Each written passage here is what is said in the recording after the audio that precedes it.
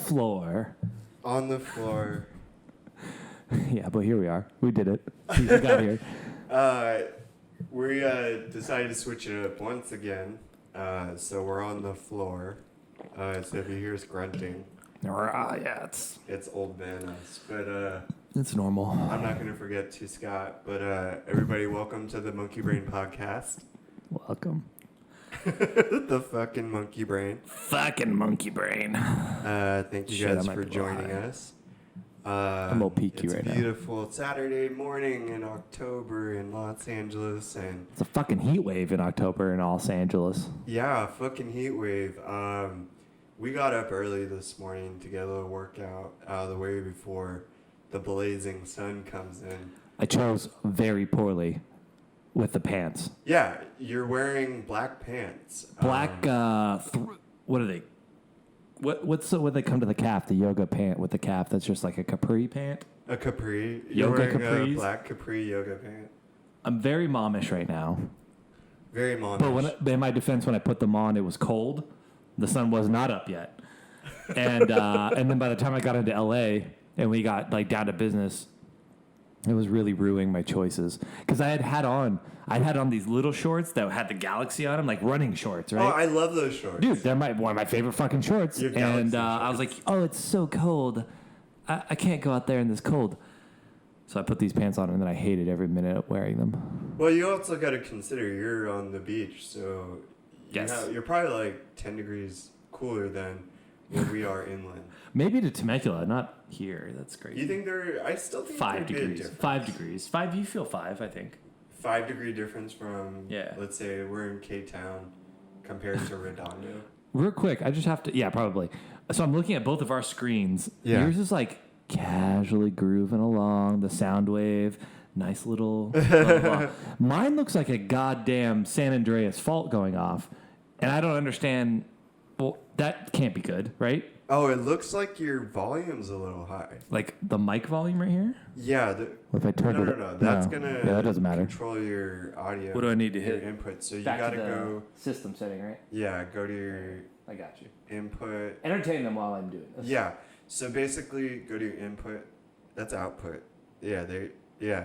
So there you go. Move that one. It should always be at a quarter about. A little technical difficulties. Scott was coming in hot. Coming in hot, man. Scotty too hotty. Yeah, way too hotty.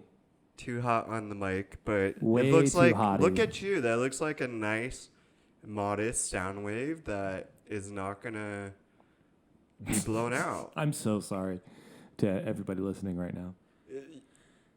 We literally just did our year anniversary podcast last year, and still a year later, we still have technical difficulties.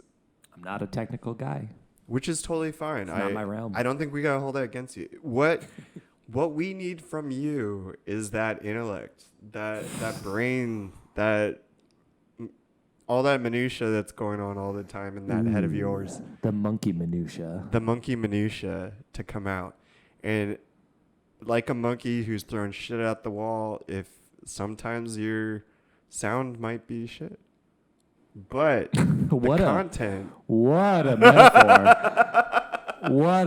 What a visual you just vividly painted with my own feces. We are painting masterpieces with our mental feces. We're shitting out of the mouth. That's not a bad lyric. Masterpieces with our mental feces. Oh shit. That's not bad. Masterpieces with. Okay, I'll have to settle down. Yeah, but there's something there. There is something. There's a little something there. There might be a master feces. We'll work it out when people don't have to listen to us. Yeah. It's like, guys, you guys tuned in today to hear us write the weakest few bars. Yeah, dude, I could have easily been distracted for like 15, 20 minutes just now trying to think of like rhymes and shit for that. And then like not realizing that they were watching. And they would have just been like, off. Oh, man, another... Never mind. My microphone, little fuzzy thing. I don't know where that is. Oh, Scott. Where is it? I don't know. Where the hell is your cattail? Be thankful I even remembered the fucking gear. And the drone. And the drone. And all the pieces to the drone. Okay. and all my equipment. So when we were in New York City, this drone sat because in New York City, you can't fly drones anywhere.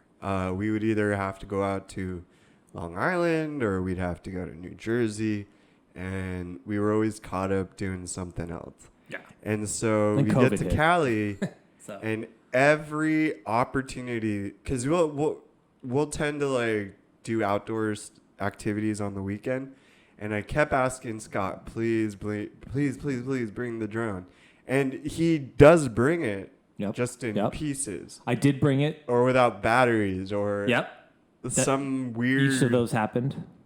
So I get my what would you say, what do you get up? Your excitement, your hype, my hopes. You get your hopes up. Yeah. I don't use the word hope. Well, that's sad. Yeah, and I'll explain why later. But yeah, and that's why, because they get up and they're brought down. No, he gets my hopes up, and then he'll let me know. Oh, I get it. Like strawberry cake, bro. Yeah. Remember the last episode? I understand not getting your hopes up. Yeah. And I get why you wouldn't with me. So that's what it is, right? Is like you want me to have a low level of expectation for you. Like at all I want times. Addie to know that I'm going to do something that's going to make him feel really happy. And you kept doing that. You're like, Addie, I'm bringing the drone. I'm bringing the drone. And then it would always be like, but this has no battery. But it's like, we're there, we're excited. I'm getting the pieces out of the bag, and I'm like, oh no. And he's like, did you bring batteries? And then it hits me like a hopeless ton right into my heart. I'm like, no, I didn't. Where's the rotors? And the hopelessness too is like the environment is we're in the middle of a field. Like we're already ready to start like exercising or doing something. So there's just this level of commitment to already being in the spot that we're at, that the drone becomes like third tier, fourth tier. It's like we're here, we have other stuff to do. Yeah. Addie, you don't get to play with the drone again today. But the saddest part is like your brother's trying to get back into playing semi-pro football as a quarterback. So we're trying to work him out, and we also want to film him. And the perfect opportunity would be for the fucking drone to get those footages to watch. All right. That I'll be really honest. Like I've gone to bed the night before, like really fantasizing about we're gonna shoot it like this. Yeah, being able to like get him from different angles so he can watch himself. I will legitimately fantasize about it. I think I even there was one time when you broke my heart that I had literally dreamed about the night before. Yeah, when I remember me and Nikki, my brother, we were heading to meet up with you, and like I was like, I can't wait. Don't forget to bring the drone. Yeah, you text, and I could see the sunshine in it. So much sunshine. Like it could have been an overcast day, Let me but piss on this parade. And then finding out that it's not there, and then I try as an adult man to not show my disappointment, and also like he tried. He tries. I have brain issues, and I try so hard. You always try, and I never want you to stop trying. No, I won't. I guarantee you, I will never stop trying. Please. I may never learn to do it better or differently, but I'll never stop trying. Please, I just don't ever want you to stop trying. And so, my heart gets broken, and then I suck it in, and then we continue. We do everything we want to do. Down. And then part of me feels like everybody else forgot that I really wanted the drone here today. Yeah. And I'm like, we're an hour, 2 hours into like sweating and pouring out our shit. And I'll just still be looking over at the bags and be like, if we had the drone. I could be playing with that drone right now. We could be playing with the drone right now. So I could be flying to the height of heights. The height of heights. Yeah. And there is a certainty for sure that I will be flying this drone soon. Hopefully. Back to music. Do you think we can ever create a song that's like a remix of like Go Fly a Kite from Mary Poppins, but it's like flying a drone, and it's sponsored by Mountain Dew and a Red Bull, and like it's really more of a kind of a hardcore. So we have to... Maybe Incubus sings it? Maybe it's not hardcore. Maybe it's not hardcore. Incubus came on We're gonna fly earlier. some drones. Yeah, I don't know. Look for my heart in my home. Yeah, I like that. Shit like that. Yeah. Because like, let's go fly a kite. drone. Like that melody. Yeah. Wah, wah, Up to the height of heights. Yeah. Ooh, let's go violate the zoning laws.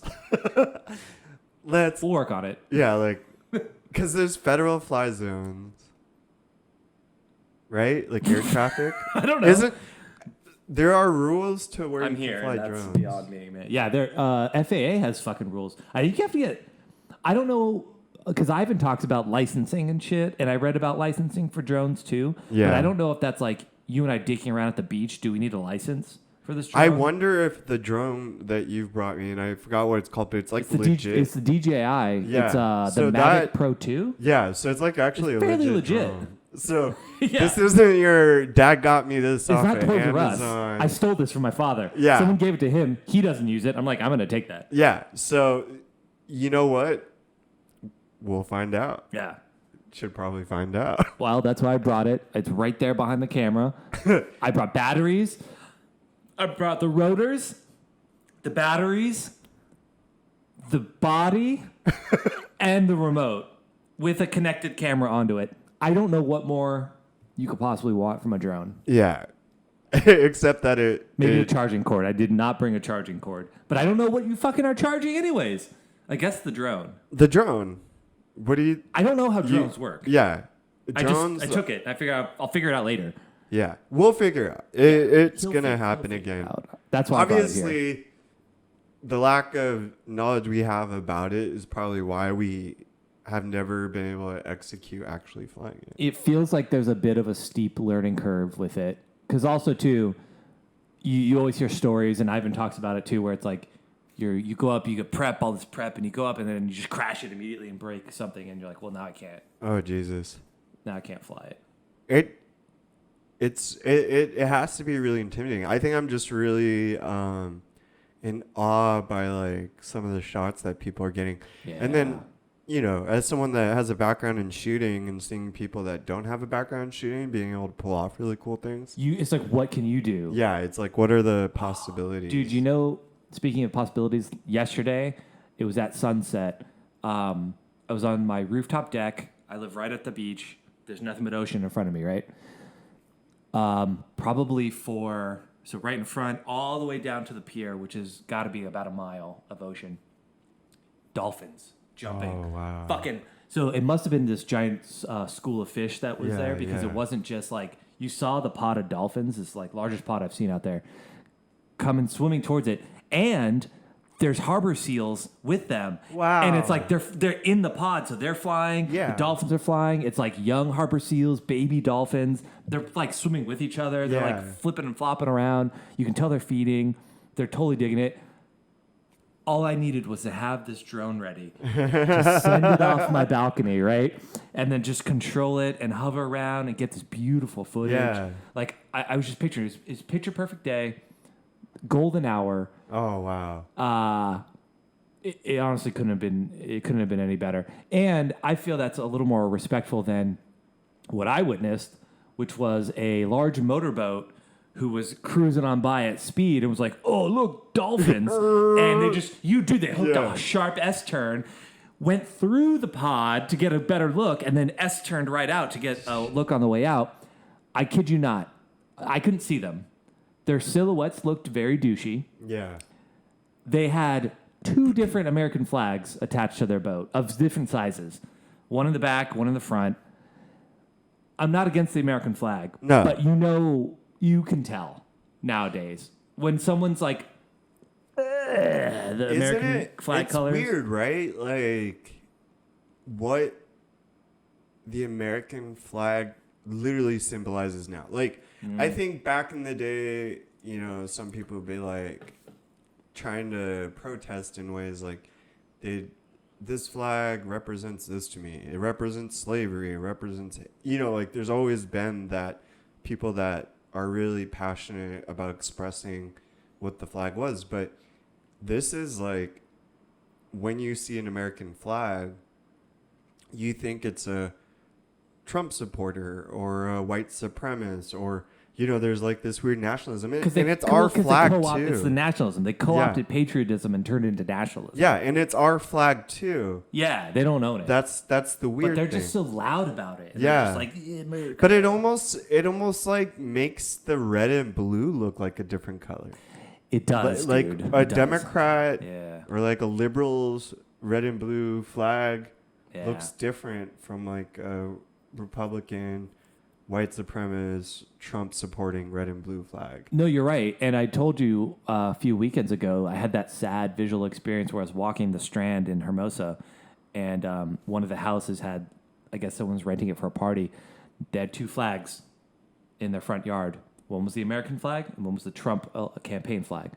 Trump campaign flag was on the higher pole attached to the house, flying in the breeze.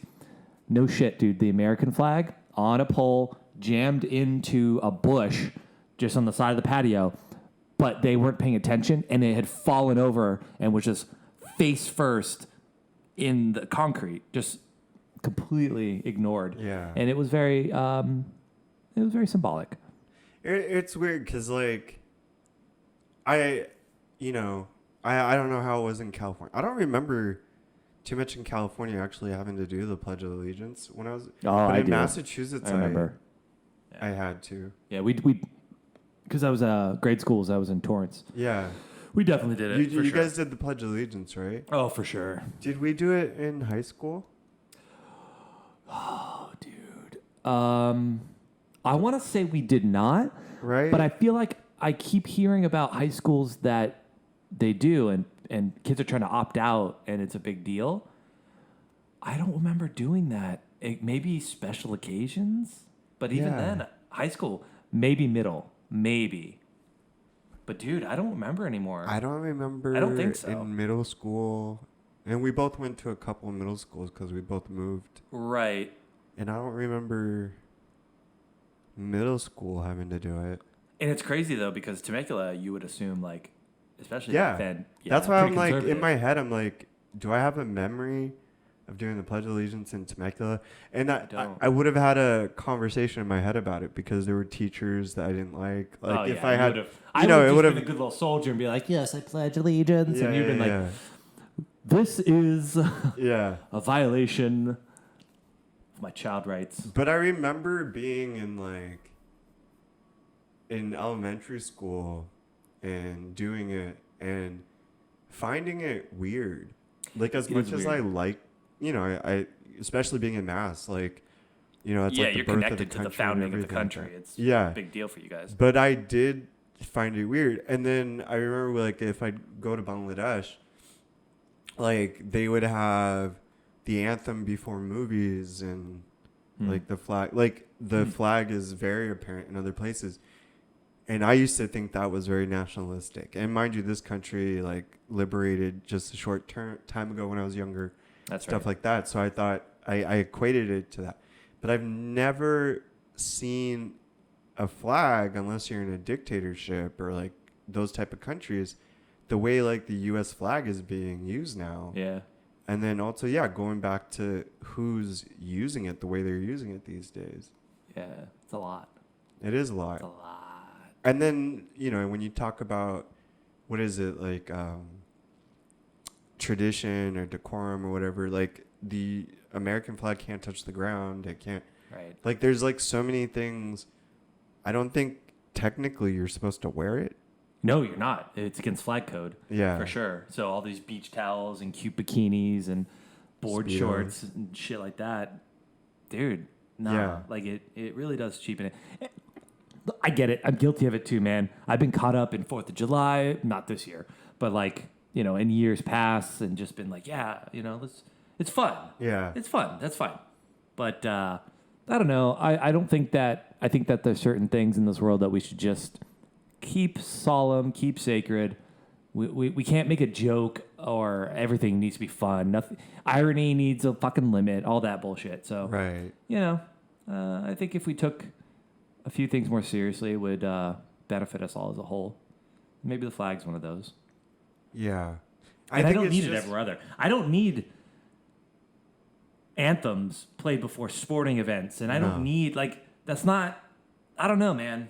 that's too much interwoven fabric. And I think that the whole point of what America was trying to become was a place where you could live free from an overreaching control of government.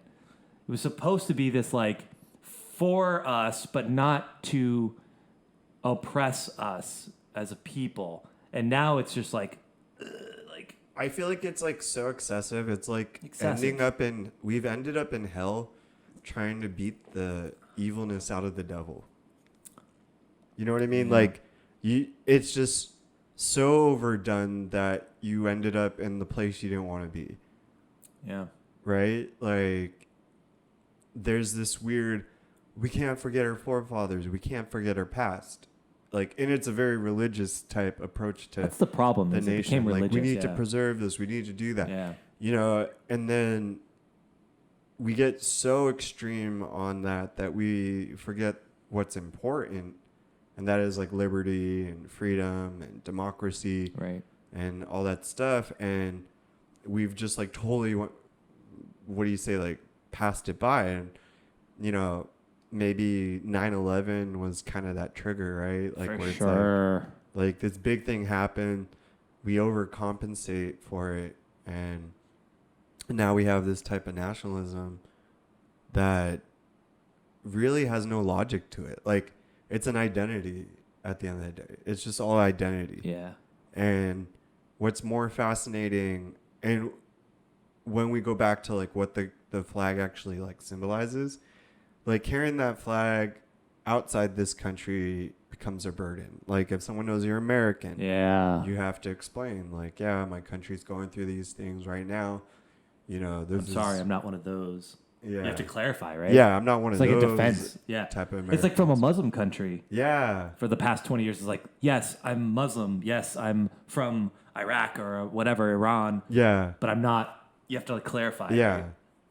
Well, because in some ways, like, we already know militarily, like, what the U.S. does. Like, let's just avoid that one because that's just its own topic. But just what we've done, you know, on a globalized level, like, whether it has to do with, like, philosophy and thought and entertainment and, you know, our businesses, like capitalism, all that stuff like that. Like, there's just such a there's a great side to it, and then there's just such a dirty side.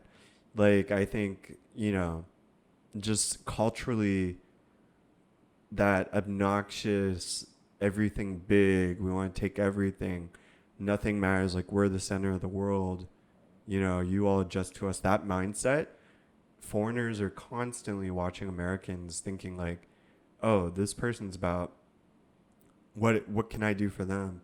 Yeah. Or, you know, not what I'm part of this world or something. Yeah. It's an American exceptionalism mixed with the focus on the bottom line of a balance sheet type thing. Yeah. You know, yeah. that like, and it's like with the, you know, the internet's made globalism very much like it just is. Our world is big now, right? Right. Before right. it was little towns, and you had like the head of the town, and so that was the pyramid, and then Right. down there, then it was states, and then each country. But now it's a whole global thing, Right. and so I think the Americans they're like, well, okay, so if it's a global, well, we're the ones that are going to be up here. We're exceptional. We should be up here. Yeah. We're the bosses, right? Yeah. And we'll take advantage of like the poor labor in these other places. And then now the world is just one big balance sheet in our eyes. And we give them entertainment and all this stuff. And Right. it's just ugly. The focus is wrong. The focus, there's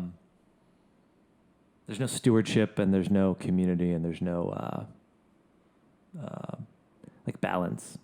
Well, I the way think we the live balance anymore. was on, and Just consume it. Just consume.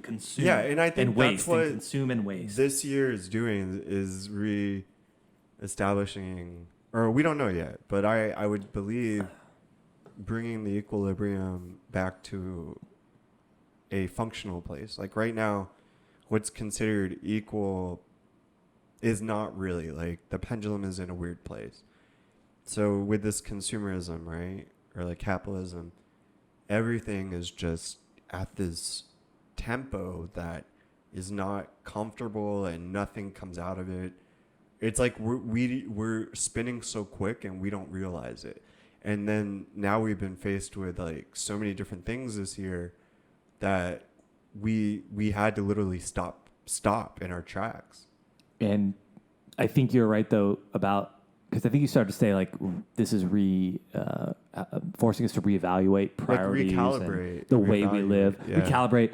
I know that a lot of people aren't, obviously. Yeah. But I know a lot of people are. I know myself is one. I know you are. There's other people our age, younger too, which is really cool, that are taking this time and seeing it for what it is and saying, okay, I no longer want to live this specific way. Yeah. I want to live intentionally, a little simpler, a lot less waste. You know that. Yeah. I think that's one of the only positives you can really take out of all this. Do you feel like this a little bit? Like I've already seen, and I think because it's been so many months that we've gone through the pandemic now, and just witnessing everything that's going on. Like I can already see choices that I don't think I'm going to shake off too much. Like knowing especially that this pandemic's going to continue for like a hot minute. Yeah. There's no end at for the foreseeable future. Which could be a couple of years, right? Sure. Like, I mean, things we are could be talking in years, right? not months. And if we were to take everything together, right? Like this Black Lives Matters movement, you have COVID, we have our presidency, we have the environment, all these different things.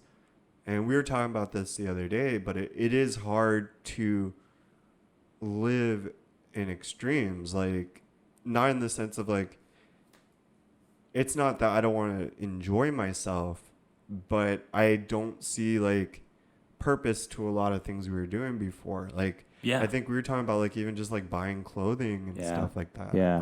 Like not buying new stuff anymore because it's like, who gives a fuck what we're wearing at this point? With all, you just listed off like 4 sky high level things that are way more important than what's on the label of your fucking sweatshirt. Right. Yeah. So I think we're like going to this like functionality minimalism type situation where, and it confuses me because if we know capitalism, like I'm not trying to step on a socialist soapbox or something like that, but it is a predatory economic climate, right? Like someone always has to lose. Someone has to lose, and before it was very easy to not say who was losing, even though back then what really started capitalism and allowed it to really flourish was mercantilism, slavery, and colonization. Right. That's why we jumped to such prosperity, was the slavery. Yeah, and already the disparity was there. There was no equilibrium at all. There was always just the 1%. I mean, you couldn't have a business like those were the Googles, all the Uber, the whatever the fuck you want to call back then, the Walmart, like your transportation, mercantilism, you have fucking slavery, that's your workforce, 100% profits, and right? colonization Almost. is just actually your manufacturing, like you're using this country or colony or province or tribe, whatever, to do this, supply this materials, it literally we brought, we founded, no, we didn't found it, but we definitely upped the colonial sort of exploitation game, but like paved the way for things like FIFA today to do what they're doing. It was called feudalism back when only a few people were doing it. Yeah. And it became capitalism when more people were doing it. But which is really just a bigger game. Like we just talked about. It's just more players. The global thing. Yeah. It's just a different perspective. And I mean, now we're at global feudalism. Yeah. That's all. That's all it is. Yeah. It's just money it's in more people, but not more people's hands. Do you know what's more big players? Yeah. But there's way more casual or people stuck in the system because of that. Yeah, and the disparity between the different castes are growing so great too. So great. And we haven't even talked about, when we were listing off all the shit that we were dealing with, everyone keeps forgetting the economy is near depression. Yeah. Like depression parameters right now. Right. The economy. And it's still sort of dipping right now, which is reminiscent of like early March before that heavy tank. We were talking about these down legs. Yeah, dude, that's a whole other thing. Because you mentioned a changing of perspectives, and it really struck me that like when we talk about the hardiness of our like grandparents and great grandparents, or the people that lived through the Depression into World War II, the greatest generation, right? Yeah. That, bro, they were after World War I, America was like, the Roaring '20s were going on. The economy, the stock market, everything was fucking good. Then it crashed, and then everyone had to reshape, reframe the way that they looked at life and how they lived, and they started scrimping and saving, and scraps were used for things, and innovations happened because they just needed to. Yeah. And that's where we're at right now, and some people are choosing to embrace that because that's where they're living. You have to, right? And you make the best of it, and some people are choosing to fucking outright ignore that. Yeah. And at some point, we're either just going to miss that downfall for whatever reason, and we're not going to super crash, and those same people will keep going on living sort of ignorantly, and the other people will have developed a hardiness and some new takes or whatever. Or it's going to hit hard, and some people are going to be prepared and others won't. And I'm talking mentally, not prepping. We totally forget about the resiliency that was built. Yeah. And we celebrated it. We the used to bullshit that they're spewing right now, where it's like, America, make America great. You're talking about the people that lived through the Depression who sacrificed for the greater. But it's also so convenient that, because like when we were young, like Vietnam, Korean War, like we hear those things echoed all the time, like from the elders and everything like that. And then I noticed though, like, we had 9/11 and, that left its imprint. But the conversations about the hardships that America had went through in the past were not being discussed as much. And even like we do have these dinosaurs that are in government right now that don't even discuss it. No, because they're the offspring of the good times. Yeah. They're the ones that grew up after we've defeated the Nazis, after every other country was laid to waste after World War II, and it was just like us versus the evil commies. And then we came out on top in the 90s, and it was just us. That's the privilege that these fuckers grew up with. Well, what's the craziest part about all those other things that ever happened compared to right now is back then there wasn't a variable of like our planet's oh my god, life. Jesus. And I don't want to say our planet's, like us being able to exist on this planet. Our existence. There's an actual foreseeable end point that we can see of our existence on this planet, whereas when all that shit was happening in the past, it wasn't like, and also our planet. I would say that didn't come to mainstream until the 80s, 90s. Because I remember in Torrance, in elementary and middle school, call it early mid 90s, acid rain. There was a couple acid rain day threats that we had to like go inside.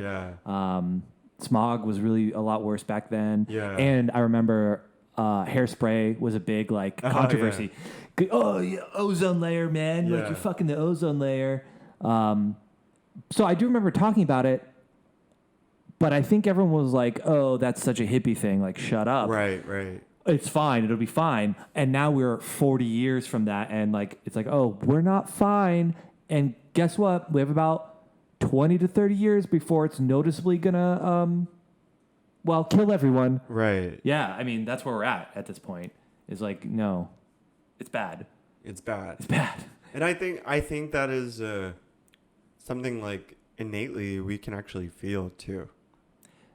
Like the pressure. Even let's say like climate change deniers or flat earthers or any people that don't want to give any weight to what science is saying about our future can see it. I mean, our agriculture sector is suffering. Yeah. You know what I mean? Our, a lot of our food, like fishing, is suffering. Yep. Hunting is even suffering. Like, even if you wanted to bring it to the basics and not put science into it, things have changed so much that people in these industries are coming forward and being like, it's different. It's not what traditionally it's been like for us. Oh, and EPA regulations have been rolled back under the current sort of like clown EPA that it's going on right now, like the fake EPA. Yeah. With run by big oil. But like those rollbacks have consequences. Like the water's still undrinkable in Flint and up there. Yeah. North Carolina, the lowlands of North Carolina have such shit toxic water because it has constant runoff from the pig farms and the manures and stuff. These flooding events that keep happening are bringing in all sorts of water contamination. I think Houston has having water problems. A kid died from a brain-eating amoeba from this past... One of my biggest fears. Yeah, dude. Yeah, so like a 6-year-old or some shit. Yeah, brain-eating amoebas, and then also like, because, contacts. Like some sort of like bacterial thing that'll get in your eye. Oh, interesting. Because, you got to wash your hands when you put your contacts in and everything. The unseen terrors, man, where it's like you feel tip-top and then all of a sudden like an aneurysm, right? Yeah. Everything's going great and then this just like, isn't. Yeah. Yeah. So like those are huge things. And man, we're talking the runoffs, like the Pacific Northwest is on fire, which means that the root system of the soil is bad, which means the next time we get rain, we're going to have mudslides and more destruction. Yeah. Which means the nutrient capacity of that soil is now diluted, which means stuff is not going to grow. You know what I mean? Like, do you see the cascading? It's like one begets another. And then next year, it picks back up. Yes, everything's cyclical. Yeah. Yes, stuff's going to regrow. It's not going to regrow to the same because we flushed the nutrient system with this rain and the mudslides and all that.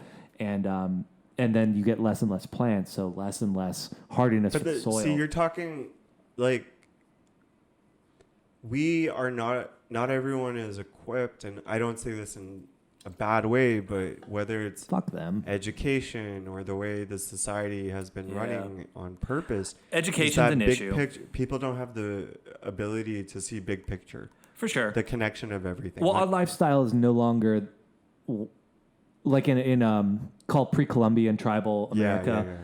They lived in the cycles of the land. They were responding. You are a species in this biome, in this natural bio, but not this is my biome to control and it's for me. It's like I am a part of it. Yeah. And I'm not romanticizing it. Like that's fucking hard work. It's intentional. You don't always win, and it's not comfortable all the time. No. But I do think it was. I do think it is closer to the way that we are designed to live as a species.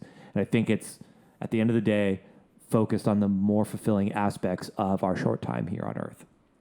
Yeah, I think like let's say you were to take a tribe before these colonization period happened, and you could take anybody in a tribe, and they would be able to tell you, we plant our crops at this time of the year, right? Because they yield this and that. The 7-year-old kid would be able to tell avoid you that. This. It's poisonous. Yeah, even if this isn't, it looks almost exactly like it. Yeah, like there's just an awareness. And today it's like, person A can do this thing in society and not have to be concerned about where the food comes from, where the water comes from, where their waste goes. Like have no responsibility except for either going to the store and doing that or picking whatever options they have off a phone. Yeah. They're not connected with even the seasons of the year. Their only concern with the season is what clothes do I put on? Maybe I don't go to this area during this time of the year or something like that. But there's not this deeper connection about my whole livelihood is based on if this sun will be producing this type of light throughout these seasons, if there's precipitation. Like, will I have food or not? Some people don't even realize the strength of the sun changes throughout the year. No, they don't. They really don't don't understand the position changes. Yeah.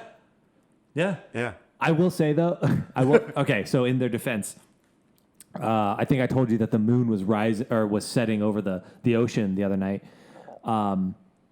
just exactly where the sun sets too. Yeah. But it doesn't always do it. And so I was just standing there marveling, like, that moon, man, that moon moves around a lot. Yeah. Like, it's not always there. Like, and I went down that, that everyone always jokes about the insane clown posse and like the magnets and I was just like, miracles. Man, the fucking moon, bro. I was just like, how does it just go all over the place? Like sometimes it's just over there and sometimes it's over there and man, the moon.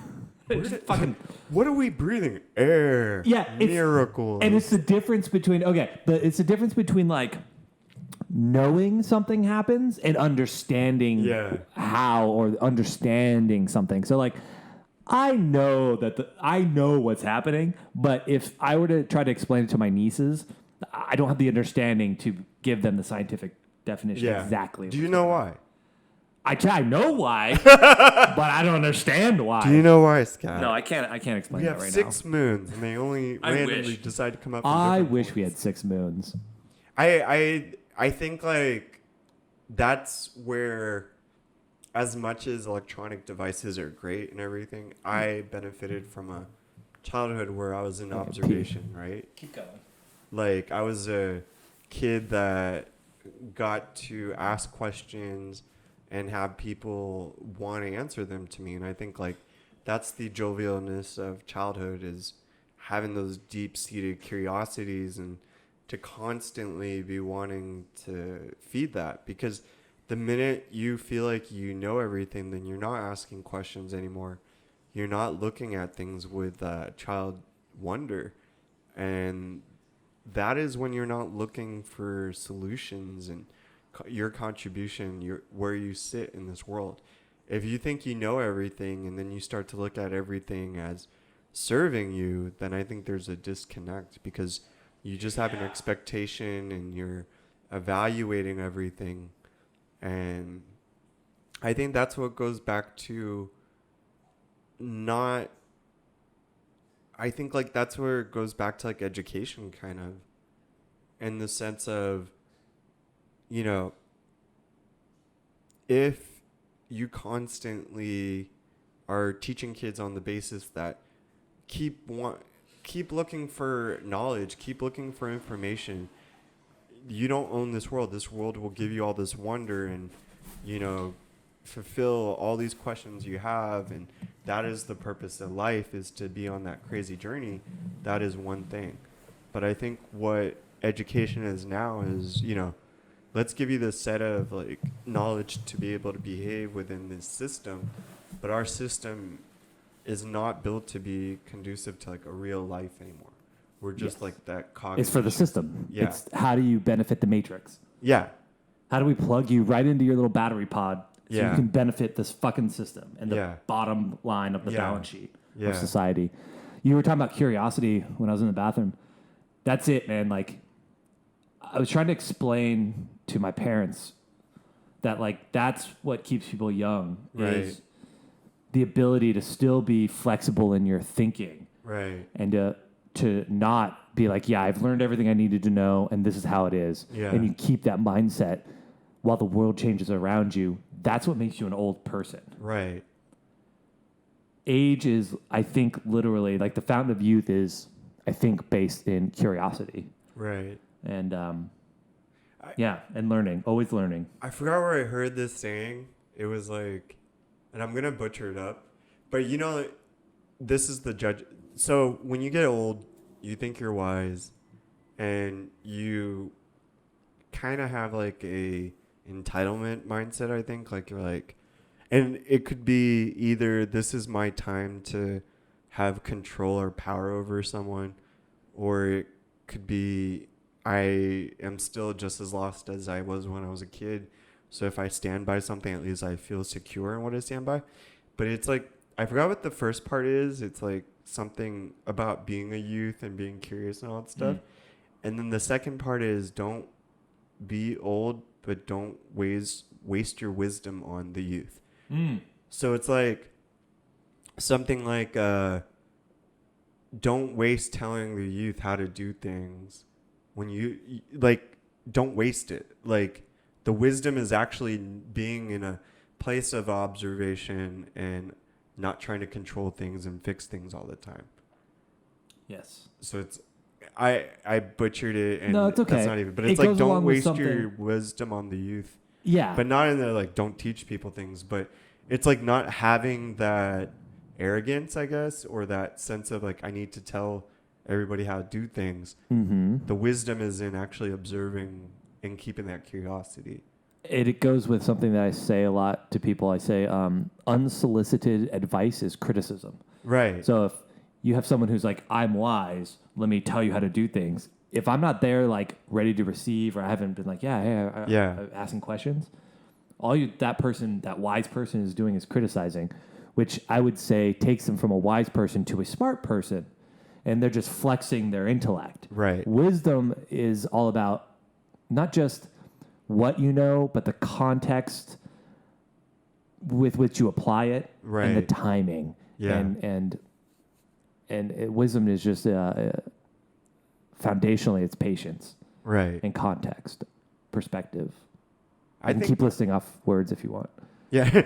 Patience, context, Hold on. Let me time. get my thesaurus out. Yeah. Timing. Time. Evaluation. Knowledge. Knowledge. Symbolism. IQ. No, I think like, and you know, coming back to all this craziness and perspective I think like what's crazy is, especially in the US, we need all these like finish lines or like climaxes, right? Yeah. You know what I mean? We're all about that big finish, that Yeah. money shot. Like everything, and we believe life needs to be like that every day.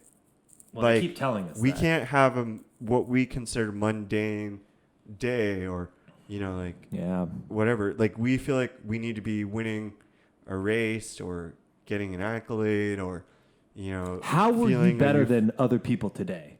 That type, like, show me what you've done to rise above. Oh, and if you keep getting these euphoric, elated moments, then you must be doing something right.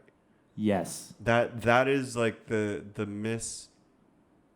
misconstrued view of like what we think happiness is and what life is supposed to be. Yeah, and the shit of it is, once you do feel that, then there's always someone or something to point out perspective where it's like, yeah, but you're not as good as that. Yeah. Like, yeah but you could have done that. Yeah, you could have done that Yeah. better. So then it still just appreciates Like, whatever. oh, that's good, but it's not this good. Yeah, exactly. It's like, oh, well, why even try? That's the part that I think like where it goes back to curiosity is if you're in this moment right now and instead of evaluating it, you're in wonder.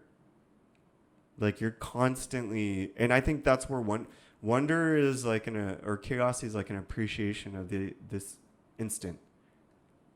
Where like the other side would be judgment, right? Like I know everything about this. Yeah. There's nothing that this moment can give me. And so we think these moments right now that are, I guess we'll just call them normal time or typical time, like throughout the day, we feel like we know everything about this moment. So we're bored or we're ungrateful for it or we're depressed about it because we're not being elated or finding wonder or euphoria in it because we know everything about this moment. Like as me and you just sit right now and we're just having a discussion.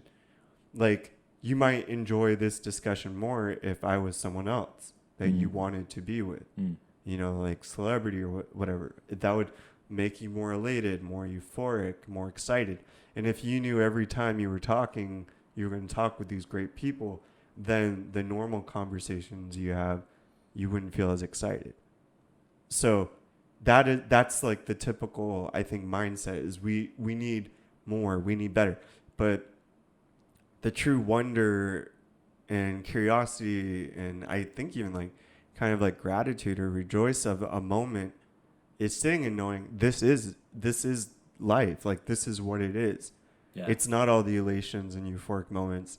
It's these moments that when you're satisfied with this moment right here and you feel happy with this moment, that's what you're trying to attain.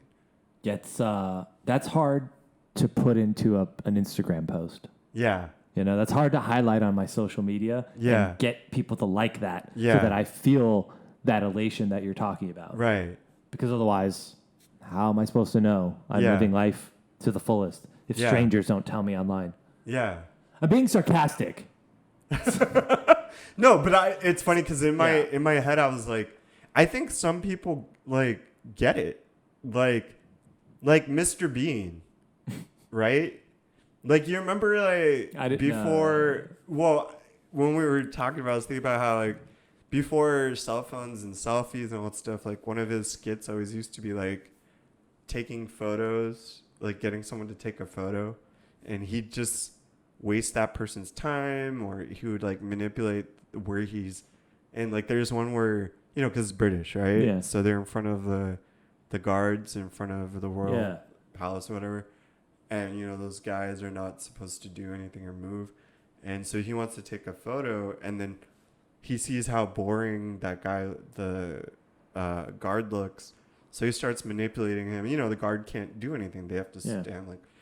But the wonder in that is so fascinating because it tells us we have all these rules and, you know, the ways we have to behave, but Mr. Bean always encapsulates the wonder, that child wonder as an adult. Yeah. In a moment. Like nothing's ever a dry moment. Yes. I have seen enough of Mr. Bean to understand like that childlike wonderment Yeah. that's what he is in Cap. It's that mixed with that sort of dry like humor, like, oh, that doesn't belong, which is weird to think like, oh, this man is walking through life with the childlike wonderment that we're like praising right now. Yeah. And people think that's hilarious Yeah. because it's so not normal. Right. Yeah. Yeah. Like the thing we're laughing at is actually what we want to attain. Yeah. There's nothing necessarily funny. No. It's just that it's so different. What it is like to be so vulnerable in a moment. And that's what it is. It's vulnerability. It's child wonder is the like, let's say if you're stuck in child wonder, a predator can get you. An attacker can get you. Yeah. You know what I mean? Yeah. Yeah. Your guard is down. It's like the opposite of our ancestors on the plains hunting, like switched on. Yeah. Yeah. Yeah, like it's the total opposite. Right. It's no, you know, no quick reaction, just no expectation, nothing, just purely being lost in this jovialness, and that is true. I think that is like kind of like the idea of what we strive for when we're looking to bring peace to ourselves is humor. That type of humor. Like there's levels of humor. There's self-deprecating. There's making fun of other things. There's, you know, and then as you progress, you just find cuteness as humor. Like you see a dog and it looks goofy and that's humorous. And because as you start to unlayer more vulnerability, more softness, more, you know, just this feels good. Yeah. And technically, I think we all want to feel that warmth in us where we could just be so free, goofy, everything, and let go of any of our survival concerns. You know, whether it used to be predator, enemy, whatever, and now today it's bills, you know, whatever the fuck we're worried about. Human predators, I guess. Yeah. So we're always just trying to be Mr. Bean, but nothing allows us to be Mr. Bean. Or we don't allow ourselves. We don't allow ourselves to be it. And I think that's what's so profound about that show and what's so genius about it is that it's a British guy that wears it, like, you know, especially for an American, he wears a suit every day. Like he's in typical British, like, like I'm a three-piece gentleman. suit. I think the vest, right? Yeah, It's like not I'm a even like that. gentleman. Yeah. I'm a gentleman, but I'm not going to, nothing about me is gentleman-like. And I think that's like, so what a great juxtaposition, right? Like we're in a society right now that wants us to be so aggressive. Grown up. Yeah, so grown up. So, you know, everything has a result, an outcome. And yet we're seeing like all that has driven us to this moment right now. Even the pace, when you were talking about like he's wasting their time, it's only waste of time if like those people are like, man, I got to be this place somewhere. Like, Right. I can't be wasting my time Yeah. with this tourist or whatever. Yeah. I mean, they could have easily, if let's just say they're like, yeah, I don't have anywhere to be. Like, I might as well help you. Yeah. Oh look, he's like, this is whatever. Yeah. It's just again, that's like a perspective thing. But that's I think we're always looking for glimpses, right? Like Humans of New York, that account. You know how it's just like this. I forgot his name right now. He goes around, finds like people to take really beautiful portrait photos of. Okay. And then he'll write their story. Oh, cool. And I think strangers in New York. Yeah, I think what we're always trying to reach out is this jovialness, this vulnerability in a human being that we can feel. Like we all want to be vulnerable. We all really, really, really want to be vulnerable. So that we can be known at our core. Our core, our Yeah. real truths, our real who we are. Yeah. You know? Known and accepted. Be accepted. Yeah. And it's really hard to find that. So even if we can't do it for ourselves, we do enjoy watching other people do it. In envy. Yeah. Yeah. That's crazy though. It's just like to see, people still trying to hang on to what life was like 6 months ago, 7 months ago. Get back to normal. Get back to normal. Like, the paradigm shifted, man. Yeah. Normal's new. This is it, right? This is our great It's a version of it's the birth pains of a new normal, I would say. The birth pains. Yeah. We'll really understand what normal is in a couple of years, I would say. Yeah. But it will be really fascinating to look back at this. Yeah, we'll have to try to remember for perspective's sake. Yeah. Well, I always wonder when you have like those like people are really old and they'll ask like throwback what like during World War I, like what did you feel the Great Depression, and they're like 90s or something, like the secret to happiness is just to be happy. That's not what I want. They're like, give me what I want, old fucking person. Give us a strategy that'll make this feel less suffering. Yeah. Like no, you just be grateful you're alive. Give me the answer. Give me the bottom line answer. I gotta take this test. Yeah, I gotta take. Yeah, life is a test, and I need to pass. Life's a test. Yeah. And unfortunately, that's how I think a lot of people are still approaching it. Yeah. But what would I know? I'm not that wise. That's right. Yeah. Fuck. I don't think I have any more to say. I'm so tired. I just drank this bang. I just finished the bang, and I'm like, fuck, I could nap. Yeah. I could nap right now, dude. We've been doing these crazy circuit training. We're trying to take off that COVID weight and just be like amazing adults. And it's really, I think we're seeing some improvement, but it's killing us. For sure. Thank you guys for tuning into the Monkey Brain Podcast. The Monkey Brain Podcast. Oh, yeah. Until next time. Yeah. Stay curious. Stay jovial. Stay cool. A kid at heart. Stay real cool. Stay real cool. Stay cool. So cool. Kwanzaa, dudes. Bye, guys. Farewell.